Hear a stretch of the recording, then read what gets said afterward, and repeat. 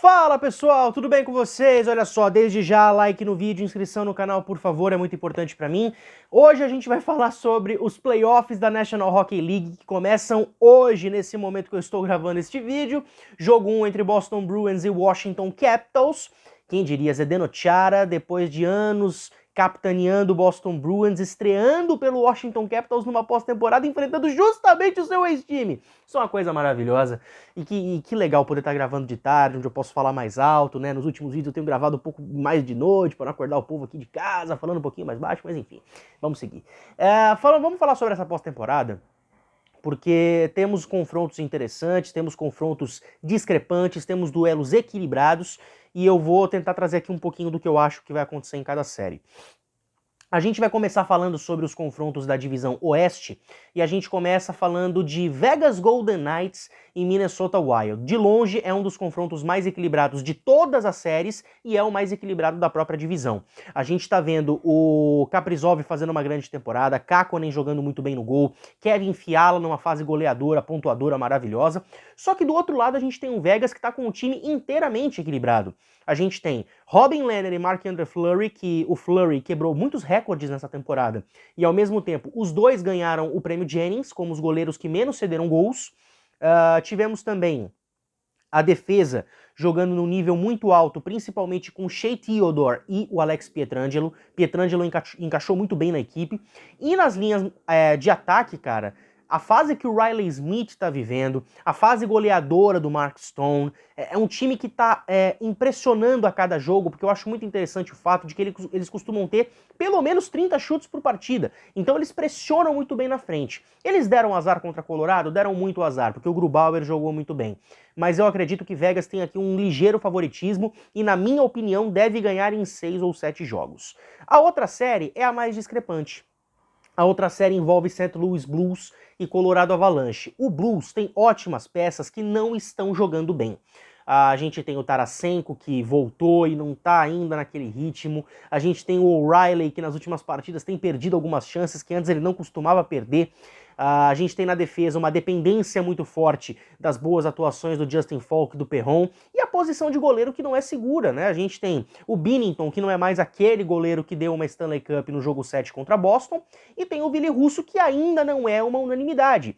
Então eu acredito que o Colorado Avalanche tem sim grandes chances e, na minha humilde opinião, passa em 5 jogos. Até porque Nathan MacKinnon, Burakovsky, Rantanen, Makar, Kadri, Taves, cara, todo mundo jogando num bom nível, e ainda por cima tem o Grubauer, que fez um fim de temporada fantástico, fazendo 36 defesas no duelo contra Vegas. Então eu acredito que Colorado tem uma grande chance. E aí teremos na semifinal o duelo Colorado e Vegas Golden Knights, que aí, cara, como diria os outros narradores, cara, para tudo, porque vai ser um grande duelo. Vamos pra Central? Vamos pra Central. Na Central a gente tem um dos duelos onde a discrepância é muito maior. A gente tem de um lado o Carolina Hurricanes e do outro lado a gente tem o Nashville Predators. O Predators, cara, vem num grande momento, principalmente com o Ian Brock em questão de assistências. A defesa vem jogando muito bem com o Roman Josi. A posição de goleiro tem sido muito satisfatória, tanto com o Saros quanto com o Pekka Rinne. Então eu acredito que o Predators tem uma grande defesa que o credencia a pelo menos ganhar, na minha opinião, no máximo 2 jogos. Porque do outro lado, cara, a gente tem Svechnikov, Yaro, Niederreiter e toda essa galera que faz com que o Carolina Hurricanes hoje seja um dos principais times da liga. Então eu acredito que esse favoritismo se estende bastante, e eu acredito que, na minha humilde opinião, eu acho que podemos ter uma varrida, 4 jogos, ou então o Carolina leva em 5. E aí o outro duelo, que é com certeza o mais equilibrado, né? É o duelo da Flórida, Tampa Bay Lightning de um lado e Florida Panthers do outro. O Florida Panthers, na minha opinião, leva essa série em 6 jogos, mas ela pode ir tranquilamente para 7 jogos, tranquilamente mesmo. Anthony Duclair numa grande fase, Barkov marcando gols, o Bobrovsky pegando muito. O Bobrovsky, para mim, é o fator que de repente pode jogar contra, né, a equipe do Florida na pós-temporada, e tem principalmente Jonathan Huberdeau fazendo uma grande temporada. E do outro lado, tem fatores que pesam contra e a favor do Tampa Bay Lightning. Os fatores a favor, a volta de Steven Stamkos e Nikita Kucherov. Os dois já se declararam que estão prontos e aptos para jogar, isso é muito importante. E o John Cooper, obviamente, vai querer contar com os dois. E também, por outro lado, aí vem o fator que pesa contra, é a saúde do Victor Hedman. Ele não está 100% fisicamente. E Victor Hedman não estando 100% fisicamente, cara, jogasse onde ele jogasse, ia ser um fator decisivo. A defesa onde ele estivesse não teria um bom desempenho com ele 100%. Aliás, com ele não estando 100%. Então eu acredito que o Tampa Bay Lightning, a gente só vai ter uma noção do que vai encontrar desse time na pós-temporada após esse jogo número 1. Lembrando que esse jogo número 1 vai ter transmissão sim dos canais ESPN e Fox Sports no domingo, 8h30 da noite, com narração desse que vos fala e os comentários do Thiago Simões.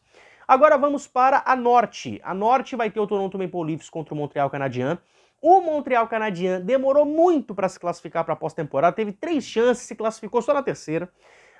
O Cole Caulfield apareceu no fim da temporada regular, mas ainda não é uma unanimidade. Tomás Tatar tá devendo muito. Só a quarta linha que vem jogando com um nível satisfatório. Tyler Toffoli parece que só joga bem contra o Vancouver Canucks.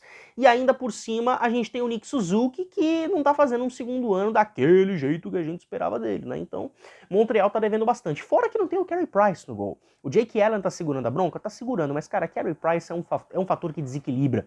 O Carey Price e a defesa do Montreal no ano passado foram fundamentais na série contra Pittsburgh.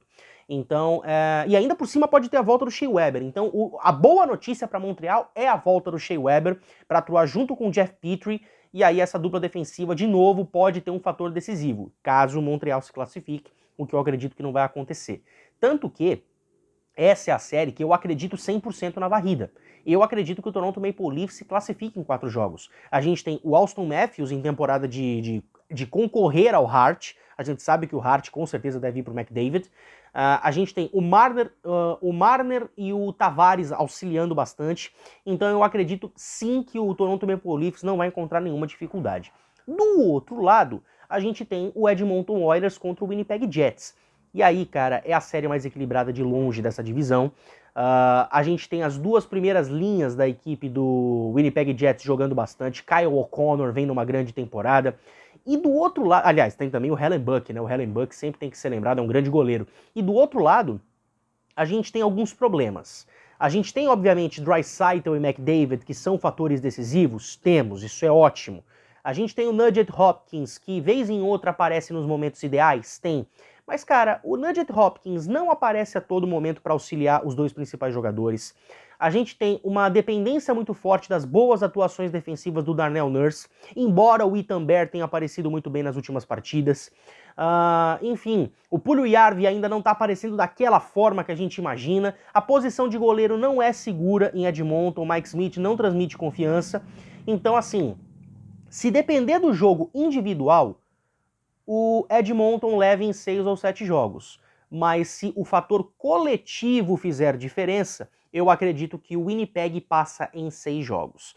Hoje, agora, eu tô dando 2 cenários para vocês, mas se eu tivesse que apostar em um desses cenários, eu apostaria no cenário do coletivo fazendo a diferença para a equipe do Winnipeg Jets. Até porque o McDavid e o Draisaitl também, os dois, eles não aparecem a todo momento mais. Eles só aparecem na hora certa. Mas será que o Winnipeg vai dar brecha para essa hora certa acontecer?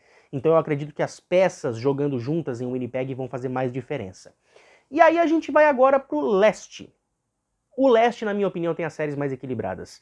De um lado a gente tem Pittsburgh Penguins e New York Islanders, jogo número 1, terça-feira, 8h30 da noite na ESPN, se eu não me engano, é esse o horário. E aí a gente vai ter algumas coisas. Primeiro, a quarta linha de Pittsburgh, que eu acho maravilhosa, contra uma terceira linha de Nova York, que eu considero fantástica. A gente tem, se não me engano, o Alstrom, Palmieri e Pajot, contra Alston Reese, Bluger e Tanev. Então, assim, o embate dessas 2 linhas no gelo, cara, vai ser um negócio fantástico. Porque lá em cima a gente sabe como é que as coisas vão se dar, né? Beauvillier, Eberle, do outro lado a gente vai ter o Sidney Crosby, o Evgeny Malkin, enfim, são jogadores decisivos que é muito óbvio que eles vão ter uma boa atuação, então eu quero olhar mais para as linhas mais baixas. E a posição de goleiro, para mim, vai ser um fator preponderante. porque a gente vai ter o Semyon Varlamov fazendo uma grande temporada. Na minha opinião, ele é um dos 3 que vai concorrer ao Vezina, que tem que concorrer ao Vezina. E do outro lado, cara, a gente tem sempre aquela dúvida de Casey DeSmith e Tristan Jarry. Claro que o Tristan Jarry vai levar vantagem, mas o Casey DeSmith ainda tá machucado. E aí como é que vai ficar o backup? Se o Jarry não tiver um desempenho satisfatório como teve na segunda metade da temporada, como é que fica? Eu ainda acredito que o Pittsburgh Penguins leva essa série em 6 jogos, mas ela tem potencial suficiente para ir para 7. E vamos respeitar muito esse New York Islanders, porque ele foi finalista de conferência no ano passado. Então, é um time que pode impressionar. A outra série, Washington Capitals e Boston Bruins, tem tudo para ser a série mais física da temporada. E quando eu digo física, é pancada, é fogo no gelo mesmo.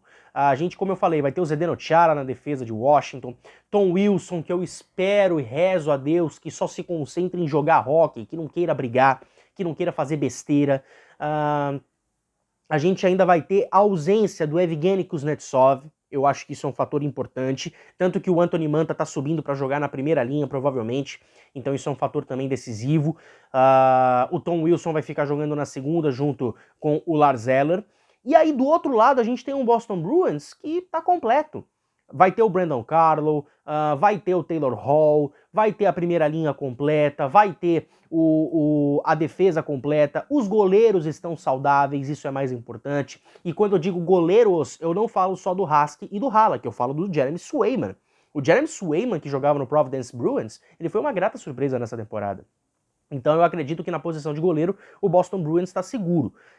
E aí, cara, vem o fator que me faz acreditar que o Boston Bruins, mesmo sendo o seed número 3, se classifica aí, de repente, em 6 ou 7 jogos. A primeira linha, chamada Perfect Line, que é incrível, dispensa qualquer tipo de comentário. E ainda por cima a gente vai ter a segunda linha, que combinou, se não me engano, para 19 gols em 16 jogos disputados desde a trade deadline. É a linha do Krejci, do Taylor Hall e do Craig Smith. E ainda por cima, a chegada do Taylor Hall trouxe um equilíbrio tão grande para a segunda linha que a segunda e a terceira, e a quartas linhas não precisaram mais de improvisação por parte do Bruce Cassidy. A chegada do Curtis Lazar trouxe equilíbrio para a quarta linha e com isso os outros jogadores puderam flutuar muito bem entre a terceira e a quarta. E o Mike Riley na defesa também deu uma solução muito legal, Kevin Miller tá ok. Então eu acredito muito que o Boston Bruins chega num momento melhor, chega tecnicamente melhor, chega psicologicamente melhor e chega em alguns fatores superior ao Washington. Mas, cara, o Washington Capitals tem Alexander Ovechkin, cara, e quando você tem Ovechkin no ataque, você não pode simplesmente falar que Boston tem uma ligeira chance, então pode se classificar. O Washington Capitals, se perder, cara, vai vender muito caro. Eu acredito que o Boston Bruins se classifique em 7 jogos, mas o Washington Capitals, cara, pode chegar à pós-temporada e todo mundo pode se transformar. Os momentos ruins podem se converter em momentos bons, então pode ser um fator decisivo também a favor da equipe dos Capitals. Então é isso, pessoal. Confiram aí toda a pós-temporada nos canais ESPN e Fox Sports, hashtag NHL na ESPN, hashtag Brasil tem NHL para você conferir todas as informações. Sempre que possível a gente vai estar lá no Twitter falando bastante sobre hockey e, claro, peço mais uma vez a vocês, vai aqui embaixo, like no vídeo, inscrição também no canal, isso é muito importante. Voltamos numa próxima oportunidade, valeu? Então é isso, galera, até a próxima, valeu, falou!